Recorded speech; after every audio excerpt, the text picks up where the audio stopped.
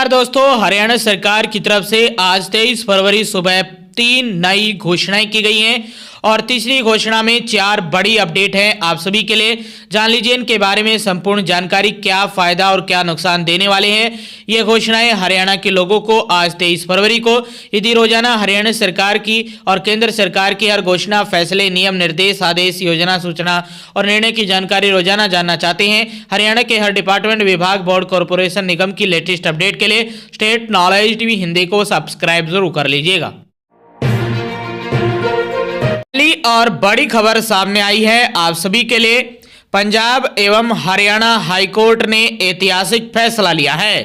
पंजाब एवं हरियाणा हाईकोर्ट की ओर से एक ऐतिहासिक निर्णय में स्पष्ट किया गया है कि केवल अनुभव शिक्षा प्राप्त करना सिर्फ एक इच्छा नहीं बल्कि एक संवैधानिक अधिकार भी है। अदालत द्वारा हरियाणा सरकार के उस कदम को सही ठहराया गया है जिसमें नए नियुक्त कर्मचारियों को नियमित करने से पहले प्रशिक्षण अनिवार्य किया गया था। बता दें कि उच्च शिक्षा की परीक्षा नहीं दी गई थी क्योंकि उसमें अभी तक 3 साल की नियमित सेवा पूरी नहीं की थी। इस निर्णय से हरियाणा ग्रुप सी और ग्रुप डी के उन कर्मचारियों को राहत प्रदान की गई है।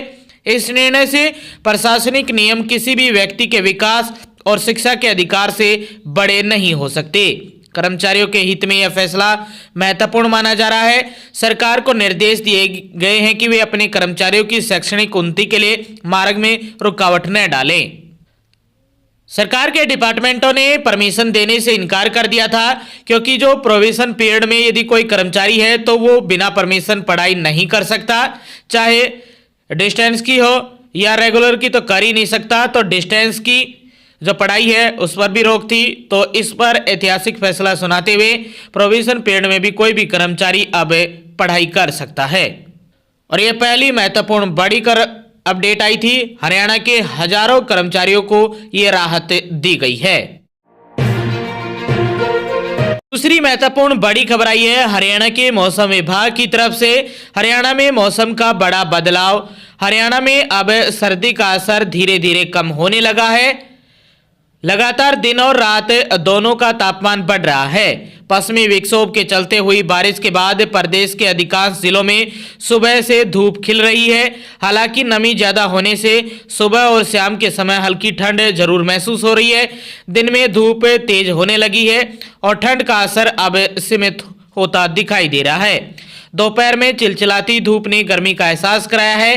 पलवल में प्रदेश में सबसे अधिक तापमान 29 डिग्री सेल्सियस दर्ज किया गया। वहीं मौसम विशेषज्ञ डॉक्टर चंद्रमोहन ने बताया कि उत्तरी पश्चिमी हवाओं में तापमान में बढ़ोतरी देखने को मिल रही है। एक बार फिर कमजोर पश्चिमी विक्षोभ सक्रिय होने से तापमान में उछाल देखने को मिलेगा। और आज 23 फरवरी है। आज मौसम शुष्क रहेगा, यानी बारिश को लेकर ज्यादा अलर्ट नहीं जारी किया गया, लेकिन कुछ एक स्थानों पर आज सुबह सुबह धुंध और कोहरा छाया रह सकता है कुछ समय के लिए, फिर धूप निकलेगी, कोहरा छट जाएगा। तो 23 फरवरी को लेकर ये अपडेट है। यदि कोई बूंदाबांदी या बारिश होती है तो 5 से 7% ही संभावना है बारिश होने की। वहीं हवाओं की गति 10 से लेकर 20 किलोमीटर प्रति घंटे की रफ्तार के बीच हवाएं चलने वाली हैं। तीसरी अपडेट आई है। तीसरी अपडेट में 4 खबरें हैं आप सभी के लिए। तीसरी अपडेट में पहली बड़ी खबर आई है इकोनॉमिकली वीकर सेक्शन यानी ईडब्ल्यूएस के लिए बड़ी राहत। हरियाणा में आर्थिक रूप से कमजोर वर्ग यानी ईडब्ल्यूएस के लोगों के लिए एक अच्छी खबर सामने आ रही है। प्रदेश और केंद्र सरकार इन लोगों के घरों का सपना पूरा करने जा रही है। इसके लिए 25 फरवरी तक ऑनलाइन माध्यम से आवेदन आमंत्रित किए हैं। यदि आप ईडब्ल्यूएस श्रेणी से आते हैं तो आपको आपका खुद का घर मिलने वाला है। 25 फरवरी तक आवेदन किए जा सकते हैं ऑनलाइन। एडीसी सतवीर मान ने बताया कि हरियाणा सरकार द्वारा ईडब्ल्यूएस वर्ग के लोगों को अपना घर उपलब्ध करवाने के उद्देश्य से मुख्यमंत्री शहरी आवास योजना शुरू की गई है और इसके फॉर्म आमंत्रित किए गए हैं। इस योजना के तहत 23 अक्टूबर 2025 के ईडब्ल्यूएस नीति के तहत लाइसेंसधारी बिल्डरों द्वारा विकसित कॉलोनियों में ईडब्ल्यूएस के लिए आरक्षित प्लॉट या फ्लैट की बुकिंग के लिए पोर्टल को 25 फरवरी तक खोला गया है। इस योजना का लाभ उठाने के लिए लाभार्थी के पास परिवार पहचान पत्र यानी family ID, BPL ration card और जो आवेदन कर रहा है व्यक्ति उसका आधार कार्ड, उसका वोटर कार्ड यानी पहचान पत्र और उसका इनकम सर्टिफिकेट होना चाहिए। यदि आप इनकम सर्टिफिकेट बनवाना चाहते हैं तो आपकी फैमिली आईडी से तुरंत बन जाएगा, क्योंकि आपकी फैमिली आईडी में जो इनकम आपकी वेरीफाइड है वही आपका सर्टिफिकेट माना जाएगा।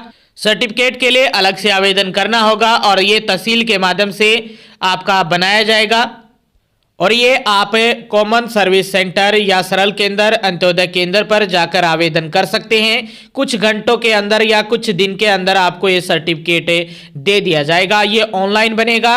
इसमें कुछ एक फीस कटती है 30 रुपये से लेकर 50 रुपये तक, और कॉमन सर्विस सेंटर वाला आपसे यही 50 से 100 रुपये लेगा और आपका सर्टिफिकेट बनाकर दे देगा आपको।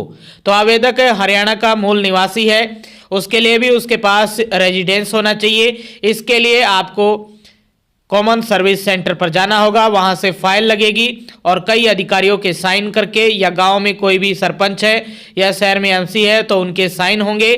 उसके बाद सर्टिफिकेट की पीडीएफ है ऑनलाइन अपलोड की जाएगी तहसील के पोर्टल पर, और एक दिन या कुछ दिन के अंदर अंदर आपका रेजिडेंस सर्टिफिकेट भी बनकर आ जाएगा।